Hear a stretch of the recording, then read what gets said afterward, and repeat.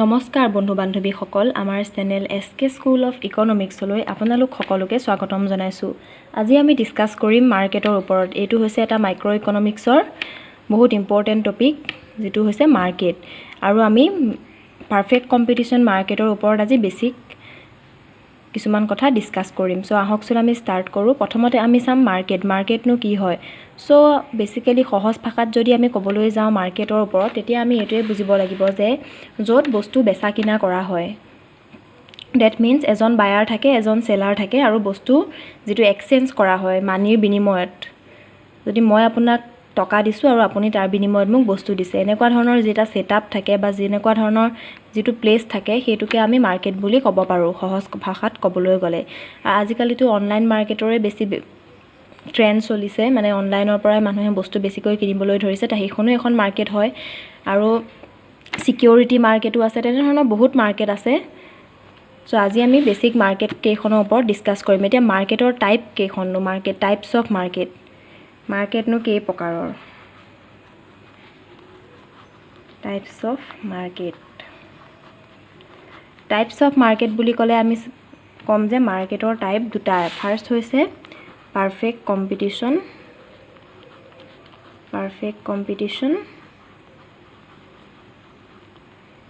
আৰু ছেকেণ্ড মাৰ্কেটখন হৈছে আমাৰ ইমপাৰফেক্ট কম্পিটিটিভ মাৰ্কেট।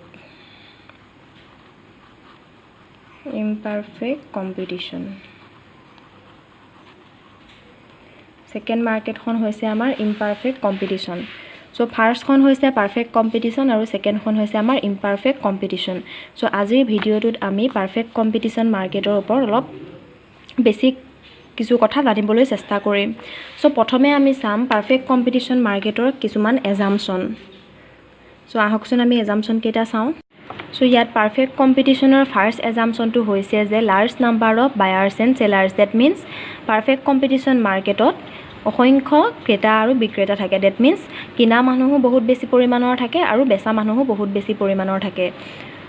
আৰু ছেকেণ্ড পইণ্টত ইয়াত কৈছে যে প্ৰডাক্ট হোমোজেনিটি মানে ইয়াত কোৱা হৈছে যে যিবোৰ প্ৰডাক্ট ফাৰ্মবোৰে বেচিব বা কিনা বেচা কৰিব, সেই প্ৰডাক্টবোৰ ছেইম প্ৰডাক্ট হয়, মানে একে ধৰণৰ সামগ্ৰী হ'ব। প্ৰডাক্ট হোমোজেনিটি ডেট মিনছ এখন দোকানত যদি আপুনি আলু পায়, বেলেগ এখন দোকানতো আলু পাব। এখনত যদি আপুনি পিঁয়াজ পায়, বেলেগ এখনতো পিঁয়াজ পাব। একে ধৰণৰ সামগ্ৰীয়ে মানে প্ৰডাক্টখনৰ পাৰফেক্ট কম্পিটিশ্যন মাৰ্কেটত বেচা বা কিনা হয়। চ' নেক্সট পইণ্টটো হৈছে যে free entry and exit of farm. That means কোনোবা এখন ফাৰ্মে নিজৰ ইচ্ছা অনুসৰি মাৰ্কেটত এণ্ট্ৰি কৰিব পাৰে আৰু নিজৰ ইচ্ছা অনুসৰি ওলাই যাব পাৰে। ডেট মিনছ ফ্ৰী এণ্ট্ৰি, কোনো ধৰণৰ বাধা নাই। এণ্ট্ৰি কৰাটো কোনো ধৰণৰ বাধা নাই আৰু ওলাই যোৱাটো কোনো ধৰণৰ বাধা নাথাকে এনেকুৱা ধৰণৰ মাৰ্কেটত। চ' 4 নম্বৰ পইণ্টত কোৱা হৈছে যে প্ৰফিট মেক্সিমাইজেশ্যন। পাৰফেক্ট কম্পিটিশ্যন মাৰ্কেটত যিবোৰ ফাৰ্ম থাকে, সেই ফাৰ্মবোৰৰ বেছিক সিহঁতৰ মটিভটো থাকে যে প্ৰফিট মেক্সিমাইজেশ্যন। প্ৰফিট মেক্সিমাইজ কৰিব পৰাটোৱে সিহঁতৰ বেছিক মটিভ, মানে প্ৰফিট মেক্সিমাইজ কৰাটোৱে সিহঁতে বেছি গুৰুত্ব দিয়ে। 5th পইণ্টটো কৈছে যে প্ৰাইচ টেকাৰ। যিহেতু প্ৰডাক্ট হোমোজেনিটি হয়, মানে ছেইম ধৰণৰ প্ৰডাক্টেই বেচা বা কিনা হয়, চ' এই ক্ষেত্ৰত পাৰফেক্ট কম্পিটিশ্যনত ফাৰ্মবোৰে প্ৰাইচ টেকাৰ হয়, কিয়নো একে ধৰণৰ প্ৰডাক্টেই বেচা হয় আৰু এখনত যদি দাম বাঢ়ে, বেলেগ এখন দোকানত গৈ বা বেলেগ এখন ফাৰ্মৰ পৰা মানুহে কিনিব পাৰে। চ' তেওঁলোকে মাৰ্কেটত যিটো প্ৰাইচ প্ৰিভেইল কৰি থাকে সেইটো টাইমত সেই প্ৰাইচটোৱে গ্ৰহণ কৰিব লগা হয়। ধৰি লওক আলুৰ কেজি যদি মাৰ্কেটত 15 ৰুপিজ চলি আছে, তেন্তে প্ৰতিখন দোকানে বা প্ৰতিখন ফাৰ্মে 15 ৰুপিজতে বেচিব লাগিব। তাতকৈ বঢ়াই বেচিলে কাষ্টমাৰ তেওঁলোকৰ দোকানলৈ নাহিব পাৰে, তেনেকুৱা ধৰণৰ কথা। চ' ইহঁত প্ৰাইচ টেকাৰ হয়। আৰু নেক্সট পইণ্টত কৈছে যে পাৰফেক্ট নলেজ। চ' পাৰফেক্ট কম্পিটিশ্যন মাৰ্কেটত যিবোৰ ফাৰ্ম থাকে, সেই ফাৰ্মবোৰৰ বা যিবোৰ কাষ্টমাৰ থাকে, আমাৰ যিবোৰ বায়াৰ্ছ থাকে, সেইবোৰৰ সম্পূৰ্ণ নলেজ থাকে যে মাৰ্কেটত কেনেকুৱা ধৰণৰ এতিয়া প্ৰাইচ চলি আছে বা ডিমাণ্ড কেনেকুৱা চলি আছে বস্তুৰ, বা ছাপ্লাই কেনেকুৱা ধৰণে হৈ আছে, সকলো ধৰণৰ নলেজ থাকে পাৰফেক্ট কম্পিটিশ্যন মাৰ্কেটত। চ' এইকেইটা হৈছে আমাৰ পাৰফেক্ট কম্পিটিশ্যন মাৰ্কেটৰ বেছিক এজাম্পশ্যন।